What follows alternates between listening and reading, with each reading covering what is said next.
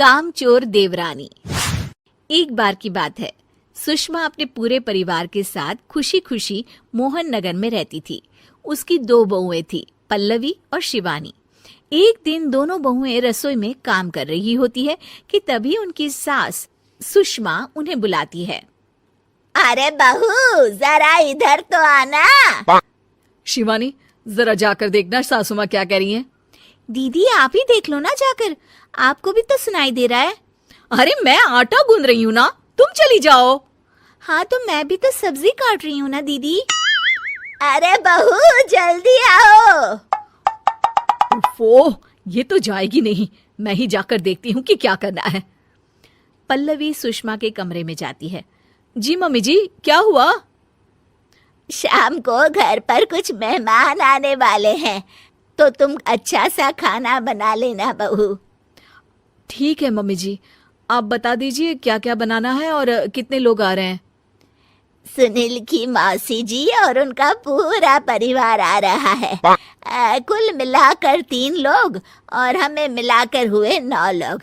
तो अभी से ही तैयारी करना शुरू कर दो। और हाँ, घर की सफाई भी कर देना, हाँ अच्छे से। जी मम्मी जी, सब काम हो जाएगा, आप चिंता मत कीजिए। पल्लवी शिवानी को घर में मेहमान आने वाले हैं इसके बारे में बताती है। क्या 9 लोगों का खाना बनाना होगा, घर की सफाई करनी है? बाप रे, सासू माँ ने तो हमें घर की नौकरानी ही समझ कर रखा है। ऐसा नहीं बोलते शिवानी, हम इस घर की बहू हैं और घर के काम करना हमारा फर्ज है। दीदी तो है ही सासू माँ की चमची, जब देखो सासू माँ सासू माँ। मैं तो इतना सारा काम नहीं करने वाली। शिवानी कपड़े लेकर गमला साफ कर रही होती है और चक्कर आने का नाटक करने लगती है। मेरा सर चकरा रहा है। तभी वहां पल्लवी और सासू माँ जाते हैं। अरे बहू, क्या हो गया तुम्हें? मम्मी जी, बहुत तेज सर में दर्द हो रहा है। तुम एक काम करो शिवानी, आराम कर लो। नहीं नहीं दीदी, घर में मेहमान आने वाले हैं, मुझे आपकी मदद करनी चाहिए। अरे कोई बात नहीं शिवानी, तुम आराम कर लो, मैं सब काम कर लूंगी।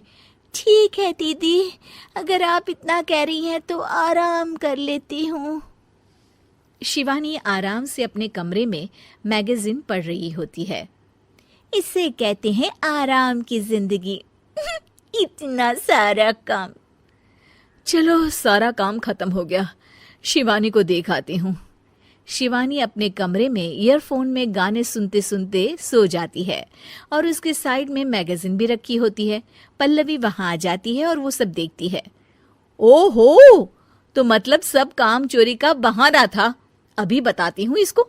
घर का सारा काम मुझे करना पड़ा और ये महारानी यहाँ मैगजीन पढ़ रही है, गाने सुन रही है।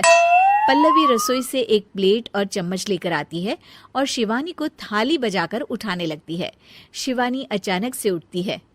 उठ गई महारानी, गाने भी सुन लिए, मैगजीन भी पढ़ ली। तुम तो बहुत बड़ी झूठी निकली शिवानी। तुमने सर दर्द का बहाना बनाया ताकि काम करने से बच सको। हाँ बनाया बहाना, तो क्या करती, इतने सारे काम करती। मुझे कोई शौक नहीं है चापलूसी का। क्या चापलूसी? तुम्हें लगता है कि मैं सारे काम चापलूसी के लिए कर रही हूँ?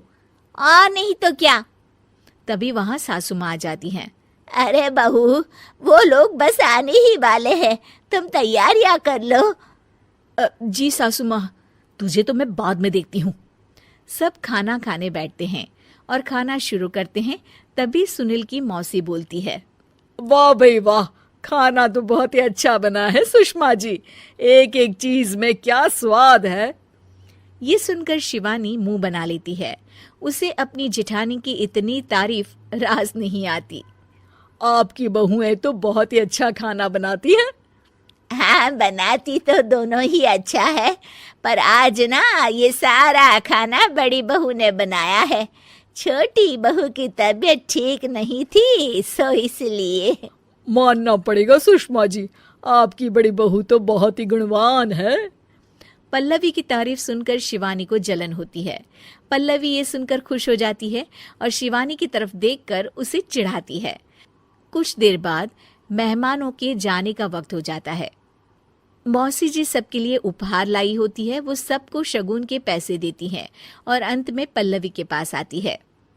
तुम्हारे लिए शगुन का लिफाफा तो है ही, पर बहू तुम्हें एक और उपहार भी मिलेगा इतना अच्छा खाना बनाने के लिए। मौसी अपने सोने के कंगन निकालकर पल्लवी को पहना देती है। ये लो, ये मेरे मनपसंद कंगन है, अब से ये तुम्हारे हुए। धन्यवाद मौसी जी। ये देखकर शिवानी तो पूरी तरह से जल जाती है और गुस्से से रसोई में चली जाती है। तभी वहां पल्लवी आ जाती है और उसे अपने कंगन दिखाने लगती है। देवरानी जी, अब आपका सर दर्द ठीक तो है ना? मुझे लगता है कि अब सर दर्द शुरू हो गया होगा आपका। ये कहानी पसंद आई होगी। कृपया हमारे चैनल को सब्सक्राइब करें और सभी अपडेट्स के लिए बेल आइकन जरूर क्लिक करें। और हाँ, वीडियो लाइक और शेयर करना मत भूलिएगा। Bye bye.